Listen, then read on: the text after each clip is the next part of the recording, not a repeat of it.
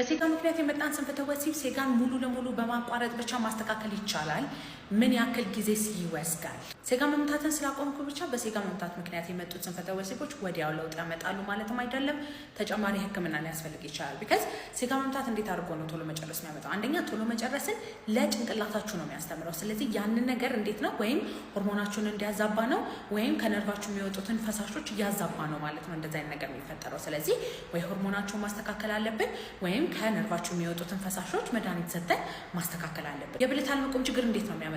ብልት አካባቢ ያሉትን ነርቮች፣ ጡንቻዎች በመግደል ከዛ በኋላ ዘር ፈሳሽ በፈሰሰ ቁጥር የሚዛቡ ብልት የሚያልፈሰፍሱ ሆርሞኖች ተደጋጋሚ ሲለቀቁ ነው። የሆርሞን መዛባት ካለብን ሴጋ መምታቱን ማቆም ብቻ አይደለም፣ መተህ ለሆርሞኑ ሕክምና ለጡንቻዎች ሕክምና መውሰድ አለብህ ማለት ነው።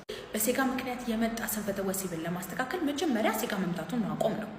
ግን ተጨማሪ ሕክምናዎች ደግሞ ካስፈለጉ መተህ ቼክ ተደርገን እንደ አግባብነቱ ሕክምና ልንሰጥ እንችላለን። ማንኛውም ስንፈተ ወሲብ መታከም ከፈለጋችሁ ባዮ ላይ ባለው ስልክ ቁጥር ደውላችሁ ቀጠሮ ማስያዝ ትችላላችሁ።